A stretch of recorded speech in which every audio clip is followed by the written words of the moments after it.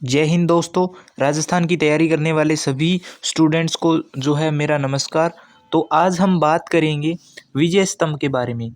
ये देख लीजिए, विजय स्तंभ से जो है क्वेश्चन बहुत बार पूछे जाते हैं और पूछे गए हैं, क्योंकि ये मोस्टली यहाँ से जो है क्वेश्चन राजस्थान जीके के अंदर पूछे जाते हैं। ठीक है, तो इसके लिए जो है मैं आपके लिए ये टॉपिक जो है लेके आया हूँ, क्योंकि यहाँ से अगर आपसे क्वेश्चन पूछे जाएंगे तो आपको सभी फैक्ट जो है वो मैं कवर करा दूंगा।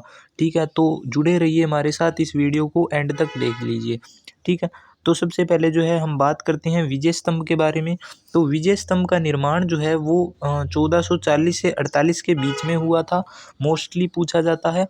और राणा कुंभा ने जो है इसका निर्माण करवाया था। नेक्स्ट है, अगर आपसे पूछा जाए कि किस विजय के उपलक्ष्य में, तो सारंगपुर विजय के उपलक्ष्य में जो है इस स्तंभ का जो है निर्माण करवाया था। ठीक है, या फिर मालवा दे रखा होगा। ठीक है, अगर इसकी ऊंचाई पूछे तो इसकी ऊंचाई है 9 मंजिल। ठीक है, और इसकी जो चौड़ाई पूछे, यानी कि अगर चौड़ाई पूछे तो 30 फीट है, और इसकी अगर ऊंचाई पूछे फीट के अंदर तो 122 फीट ऊंचा है, और इसके अंदर जो है 157 सीढ़ियाँ लगी है। ठीक है, तो मोस्टली यहाँ से पूछा जाता है, तो आप जो है इसको अच्छे से रिवाइज करते रहिए। ठीक है, फिर इसके बाद में है आप हम जो है नीचे से शुरुआत करते हैं। सबसे पहले अपने नीचे से शुरुआत करते हैं।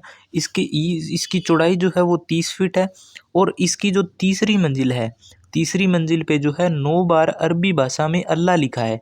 ठीक है, तो ये भी आपसे पूछा जा सकता है। फिर है पाँचवीं पाँचवीं मंजिल। पाँचवीं मंजिल के अंदर वास्तुकारों के नाम लिखे गए हैं। फिर है इसके अंदर आठवीं मंजिल। आठवीं मंजिल के अंदर कोई भी मूर्ति नहीं है, ये भी क्वेश्चन पूछा जा सकता है।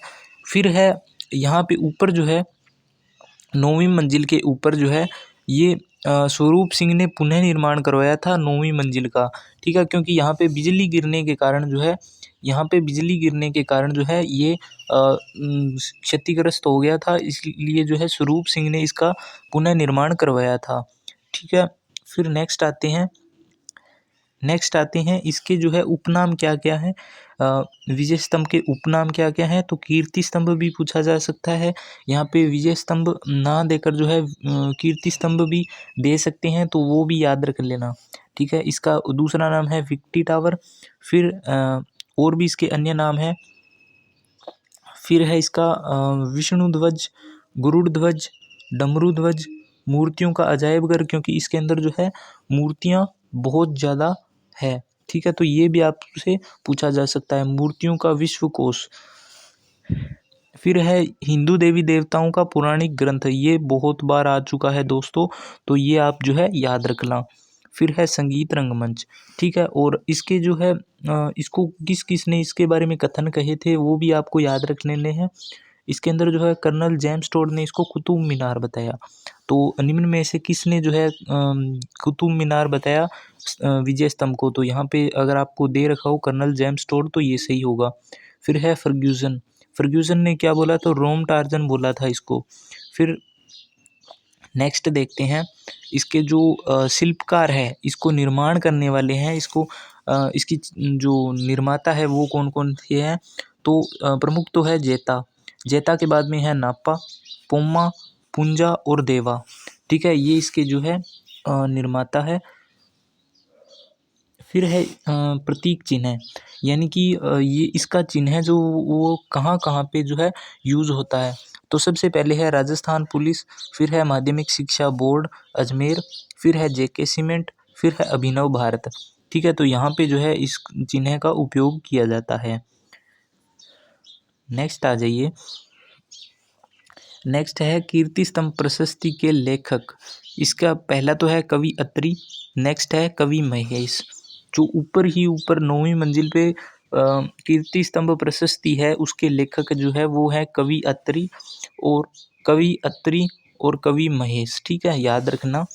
फिर है कीर्ति स्तंभ के अंदर जो है वो किसका वर्णन है, तो बप्पा रावल से लेकर राणा कुंभा तक जो है कीर्ति स्तंभ में वर्णन दिया गया है। फिर है मोस्ट इम्पोर्टेंट है, ये आप जो है याद रख लेना, बहुत बार एग्जाम में पूछा जाता है और पूछा जाएगा। 15 अगस्त 1949 में जो है राजस्थान का प्रथम डाक टिकट जारी किया गया था विजय स्तंभ पर, और कितने रुपए का? 1 रुपये का। ठीक है। तो दोस्तों ये थी वीडियो, क्योंकि मुझे लगा कि यहाँ पे आपको जो है फैक्ट बताने चाहिए, और आपको जो है हो सकता है पूछा जाए तो आपका 1 नंबर जो है वो हो सकता है ऐड हो जाए। तो इस टॉपिक को आप अच्छे से कवर करके जाना, और आपको जो है पशु परिचर में हो सकता है आपको पूछा जाए, और बीएसटीसी पीटीटी के एग्ज़ाम में भी पूछा जाता है। तो आप जो है अपनी तैयारी अच्छे से करके जाना। तो all the best, thank you.